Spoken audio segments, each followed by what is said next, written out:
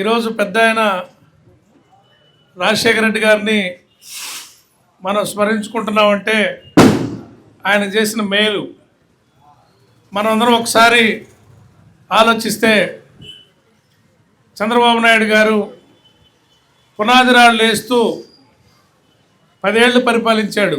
ఆ రోజు రాజశేఖర రెడ్డి గారికి ముందు ఎక్కడ ఎవరు ఇరిగేషన్ ప్రాజెక్ట్ అని అడిగినా ఒక పునాది రాయి వేసి వెళ్తాడు, పనిచేయడు. అంటే తను పునాది వేస్తే ఎవరో ఒకరు పూర్తి చేస్తే అది నేనే వేసానని చెప్పడానికి మనకు కూర్చుంది. అది పునాది రాళ్ళు వేసి తర్వాత రైతుల్ని గాలికి వదిలేస్తే ఆ రోజు మనందరికీ తెలుసు, పాడి పెట్టుకొని ఏ పంట పండించినా గిట్టుబాటు ధరలు లేక క్షామ పరిస్థితుల్లో చాలామంది రైతాంగం బెరగుడ్డు గేదెలతోటి తిప్పుకొని బతికారు. పిల్లలు చదివించుకోవాలంటే ఎకరాల లెక్కన భూములు అమ్మి కాలేజీల్లో చదివించుకున్నారు. ఎవరికన్నా గుండె జబ్బు వస్తే ఆ గుండె జబ్బుకి ఆపరేషన్ చేయించుకోలేక వాళ్ళు ప్రాణాలు వదిలిన పరిస్థితులు. అవన్నీ పాదయాత్రలో గమనించిన పెద్ద రాజశేఖర రెడ్డి గారు ప్రతి ఒక్క పేద పిల్లోడు కూడా ఇంజనీరో డాక్టర్ అవ్వాలని, వాళ్ళ కళలు వాళ్ళ ఆర్థికంగా లేనందువల్ల వాళ్ళ కళలు ఆగిపోకూడదని ఫీజు రియంబర్స్మెంట్ పథకం తీసుకురావడం జరిగింది. అదేవిధంగా పేదల గుండెలు డబ్బులు లేక ఆపరేషన్లు చేయించుకోలేక ఆగిపోకూడదని ఆరోగ్యశ్రీ పథకం తీసుకురావడం జరిగింది. దాని ద్వారా లక్షల మంది గుండెల్ని ఆయన కాపాడటం జరిగింది. అదేవిధంగా ఏ చంద్రబాబు నాయుడు అయితే పునాదిరాళ్ళు వేసి 10 సంవత్సరాలు కాలయాపన చేసి వెళ్తే ఆ పునాదిరాళ్ళ కాడ మొక్కలు నాటి అన్ని ప్రాజెక్టులు ఒక్క టర్మ్లోనే ఓపెన్ చేయడం జరిగింది రాజశేఖర రెడ్డి గారు. ఇరిగేషన్ ప్రాజెక్టులు భారీగా, అంటే రైతు పట్ల ఆయనకున్న చిత్తశుద్ధి మనం అర్థం చేసుకోవాలి. ప్రతి వర్గం పట్ల. అంతకుముందు ఇల్లు ఇవ్వాలంటే ఎస్సీలకి ఇన్నిళ్ళు, బీసీలకి ఇన్నిళ్ళు, ఓసీలకి ఇన్నిళ్ళు అని చెప్పి ఎమ్మెల్యేల కాడ లెటర్లు తెచ్చుకొని ఒక నియోజకవర్గానికి 100 ఇళ్ళు ఇచ్చేవాళ్ళు సంవత్సరానికి. అవి పంపకాలు కుదరక ఆగిపోతుండేవి. కానీ రాజశేఖర రెడ్డి గారు వచ్చినాక ఎవరు ఇల్లు కట్టుకుంటారంటే వాళ్ళు కట్టుకోమన్నాడు. ఇందిరమ్మ పథకం అని పెట్టి 5 సంవత్సరాల్లో మండలాన్ని 5 యూనిట్లుగా మార్చి ఆ సంవత్సరం మొదలుపెట్టిన వాళ్ళందరూ ఇల్లు కట్టుకోవచ్చు. ఈ కులం ఆ కులం అని లేదు. చంద్రబాబు నాయుడు గారు దిగిపోతూ చేసిన అప్పులన్నింటినీ రాజశేఖర రెడ్డి గారు ముఖ్యమంత్రి గుండు కడుతూ అప్పుల్ని తీరుస్తూ ప్రజలకు సంక్షేమాన్ని ఇచ్చాడు, ఇల్లు కట్టించాడు, ప్రాజెక్టులు మొదలుపెట్టాడు, ఆరోగ్యశ్రీ ఇచ్చాడు, పిల్లలకు ఫీజు రియంబర్స్మెంట్ ఇచ్చాడు. ఇదంతా ఎట్లా సాధ్యం? చిత్తశుద్ధి పాలన. పాలనలో దుర్వినియోగం లేదు, ఎక్కడా డబ్బులు వృధా చేయలా. మళ్ళీ మహానుభావుడు వచ్చాడు. జగన్మోహన్ రెడ్డి గారు కట్టిన ప్రాజెక్టులు అమ్ముకుంటున్నాడు. జగన్మోహన్ రెడ్డి గారు మనందరి కోసం కట్టిన మెడికల్ కాలేజీలు అంటే ప్రభుత్వ ఆసుపత్రులు, ఒంగోలు రిమ్స్ లాంటి ఆసుపత్రులు 1000 మందికి ఒక్కొక్క ఆసుపత్రిలో 1000 పడకలు ఉంటాయి. అటువంటి ఆసుపత్రులు కట్టించి పిల్లల్ని డాక్టర్లు చేయాలని జగన్ గారు ఆలోచిస్తే వాటిని అమ్మ చూపుతాడు. పోర్టు కట్టించాడు జగన్మోహన్ రెడ్డి గారు మన గ్రామపట్నంలో. పోర్టు సుమారు 3000 కోట్లు ఖర్చు అయితే 1500 కోట్లకు అమ్మకానికి పెట్టాడు. అది పూర్తయింది. ఒక 10% కొరవలు ఉన్నాయి. ఆ 10% కొరవలు చేస్తే అది ఓపెన్ చేయాల్సి వచ్చిందని ఆ పనులు ఆపేసి అది కాలేదని చెప్తూ దాన్ని ఇప్పుడు అమ్మకానికి పెట్టాడు. అంటే ఈ రాష్ట్రానికి వీళ్ళు వచ్చింది ఆస్తులమ్మి దోచుకోవడానికి కానీ మనం ఆలోచించాలి. రూపాయి వస్తువును పావలాకో రూపాయికి అమ్ముతున్నాడంటే దాని వెనక లంచగొండి తనం ఉంటేనే కదా.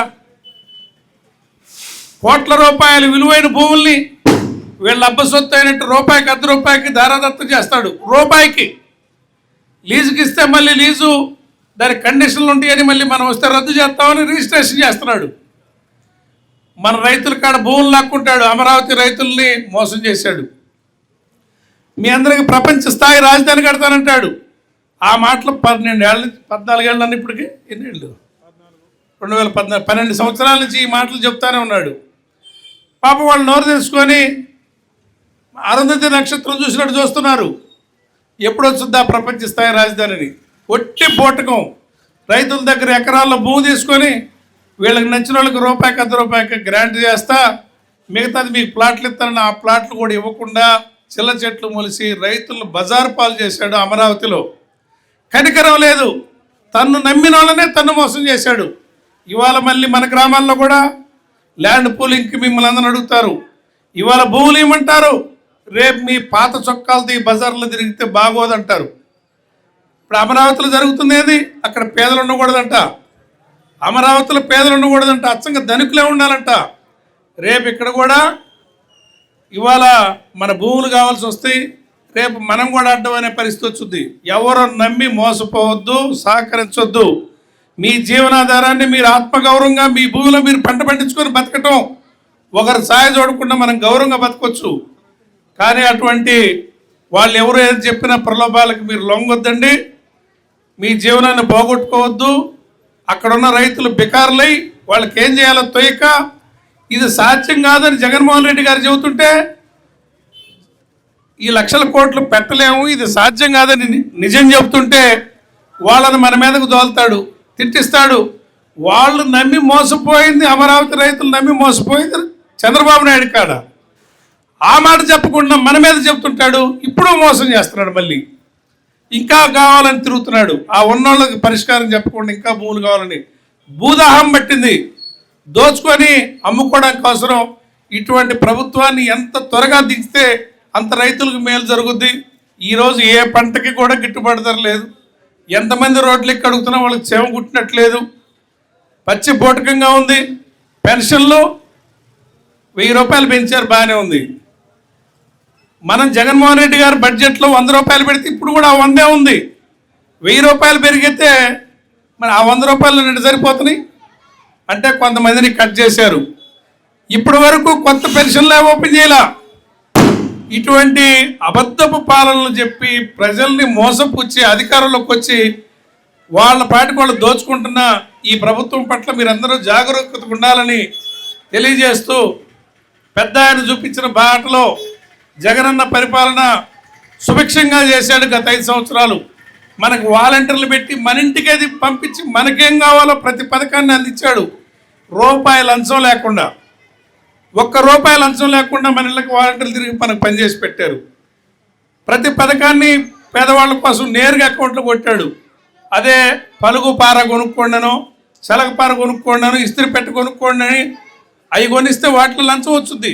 ఈ మాల్ ప్రాక్టీస్లు వద్దు, మనం ఈదలుచుకుని డబ్బులు ఏదో వాళ్ళకి ఇస్తే వాళ్ళకి నచ్చిన వ్యాపారం వాళ్ళు చేసుకుంటారనేది జగన్మోహన్ రెడ్డి గారి సదుద్దేశం. అట్లా చేస్తుంటే ఊరికే మనం మంచి పనులు చేస్తుంటే రోజు చెడుగా వార్తలు రాపిచ్చి ఎవరైతే దొంగో ఎదుటి దొంగ దొంగ దొంగ అని 10 సార్లు అనగలడు. జగన్మోహన్ రెడ్డి గారు అప్పుల్లో రాష్ట్రాన్ని ముంచుతున్నాడని చెప్పాడు. ఈ రాష్ట్రం అప్పులు మొత్తం కోవిడ్ వచ్చి మనం ఇరుకులో పడి ఇబ్బందులు పడి చేసిన అప్పు మొత్తం 3,30,30,000 కోట్లు. 3,30,000 కోట్లు కోవిడ్ పరిస్థితుల్లో ఎక్కడికక్కడ స్తంభించిపోయి మనం అందరం ఇబ్బంది పడుతుంటే మనకు పథకాలు ఆకుండా డబ్బులు కొట్టి ఇంత చేసి ఆదుకొని మెడికల్ కాలేజీలు కట్టి, పోర్టులు కట్టి, మన ఊళ్ళలో సచివాలయాలు కట్టి, మనకు రైతు భరోసా కేంద్రాలు కట్టి, హాస్పిటల్ కడితే ఆయనకు అయిన ఖర్చు 3,30,000 కోట్లు అప్పు తీసుకొస్తే 2 సంవత్సరాల్లో 3.5 లక్షల కోట్లు ఇప్పుడు అప్పు చేశాడు. ఇంకా 3 ఏళ్ళు ఉంది. ఎక్కడ పోయినాయి డబ్బులు? ఆస్తులు అమ్ముకుంటున్నారు, ఎటు పోతున్నాయో తెలియట్లేదు. తను తప్పు చేస్తూ ఎదుటోళ్ళని ఏళ్ళు చూపించే ఘనాపాటి చంద్రబాబు నాయుడు గారి మాటలు నమ్మొద్దని రాజశేఖర రెడ్డి గారి వారసుడుగా జగన్మోహన్ రెడ్డి గారు మనకున్నాడు. ఆయన దురదృష్టవశాత్తు మన మధ్య లేడు. ఆయన వారసుడు మన మధ్య ఉన్నాడు. ఆయన ఆశయాలను ముందుకు తీసుకెళ్లే జగన్మోహన్ రెడ్డి గారిని మనం అందరం బలపరుచుకుందామని ఈ సందర్భంగా కోరుకుంటూ ఈ అవకాశం ఇచ్చిన మీ అందరికీ ధన్యవాదాలు తెలియజేస్తూ, ప్రజల హృదయాల్లో నిలిచిపోయినటువంటి మనిషి. ఆరోగ్యశ్రీ కానీ, ఫీజు రియంబర్స్మెంట్ కానీ, ముఖ్యంగా రైతాంగానికి సంబంధించి కాలువలు కానీ, డ్యాములు కానీ, ప్రాజెక్టులు కానీ, అనేక సంక్షేమ కార్యక్రమాలు, దాంతో పాటు అభివృద్ధి కార్యక్రమాలని ఏర్పాటు చేసిన ఇటువంటి మహనీయుడు. ఆయన ఇంకా కొంతకాలం బ్రతుకుంటే ఉమ్మడి రాష్ట్రంగా ఉండేది. ఈ రాష్ట్రంలో ఉన్నటువంటి అనేక వ్యవసాయ ప్రాజెక్టులు కానివ్వండి, కొన్ని పరిశ్రమలు కానీ ఈ దేశంలో ఏర్పాటు చేసేటువంటి ముఖ్యమైనవి అన్నీ కూడా ఈ తెలుగు రాష్ట్రాల్లో ఏర్పాటు చేయడానికి ఆయన ఎనలేని కృషి చేసేవాడు. ఇంకా ఈ తెలుగు ప్రజానీకానికి ఎంతో మేలు జరిగేది. కాకుంటే భగవంతుడు మంచి వాళ్ళని త్వరగా తీసుకొని పోతాడు అంటారు కాబట్టి ఆ విధంగా ఆయన మరణించటం జరిగింది. ఆ ఆశయాలను, ఆయన యొక్క అభివృద్ధిని, ఆయన యొక్క సంక్షేమాన్ని మళ్ళీ మనం తెచ్చుకోవాలి అని వారి యొక్క కుమారుడు జగన్మోహన్ రెడ్డి గారు చేత ఈ రాష్ట్రంలో ఒక పార్టీ ఏర్పాటు చేయబడి ఆ పార్టీకి రాజశేఖర రెడ్డి గారి పేరు మీద పెట్టి వైఎస్ఆర్ కాంగ్రెస్ పార్టీ అని యువజన శ్రామిక కార్మిక కాంగ్రెస్ పార్టీ అని పెట్టుకొని మనందరం కూడా ఈ 10-15 సంవత్సరాల నుంచి జగన్మోహన్ రెడ్డి గారి యొక్క పార్టీ తరఫున మన రాజశేఖర రెడ్డి గారి సిద్ధాంతాలని ప్రజల్లోకి తీసుకొని పోయి ప్రజలకు మేలు చేసేదానికి ఎంతో కృషి చేస్తూ ఉన్నాం.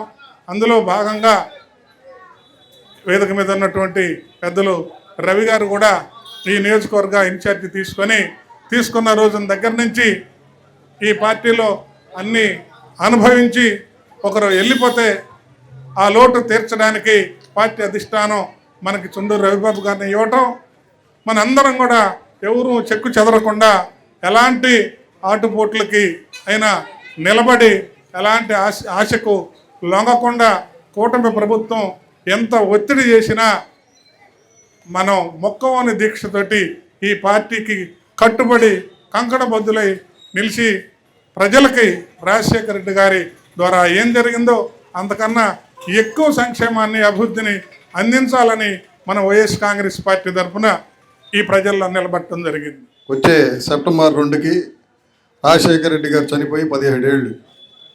అంటే మనం ఆయన 2004 నుంచి 2009, అదేవిధంగా మరలా అన్ని పార్టీలు, ఆ రోజుల్లో అన్ని పార్టీలు కలిసి పోటీ చేసిన కూడా అప్పుడు కూడా మళ్ళీ రెండోసారి కూడా అతను ముఖ్యమంత్రిగా రావటం, ముఖ్యంగా ఆయన చేసిన 5 ఏళ్ల పరిపాలనలో మరి గతంలో మనం పేదలు ఏదైనా హాస్పిటల్కి వెళ్ళాలంటే, కార్పొరేట్ వైద్యం తీసుకోవాలంటే లక్షల్లో ఖర్చు అయ్యేది.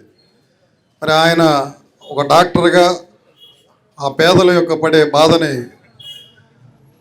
గ్రహించి వెంటనే ఆయన మన ఆరోగ్యశ్రీ అనే మంచి పథకాన్ని పేదలందరూ కూడా పెద్ద పెద్ద కార్పొరేట్ వైద్యంలో పొంది వారు ఎన్నో హార్ట్కు సంబంధించినవి కానీ అనేక పెద్ద పెద్ద జబ్బులను కూడా నయం చేసుకొని ఆ రోజు ఎంతోమంది మరి ప్రాణాలు నిలబెట్టుకున్నారు. అదేవిధంగా పేదలు, ముఖ్యంగా బడుగు బలహీన వర్గాలు, వాళ్ళకి సంబంధించిన పిల్లలు మంచి కార్పొరేట్ విద్య కావాలంటే ఆ రోజుల్లో చాలా ఖర్చులు అయ్యాయి.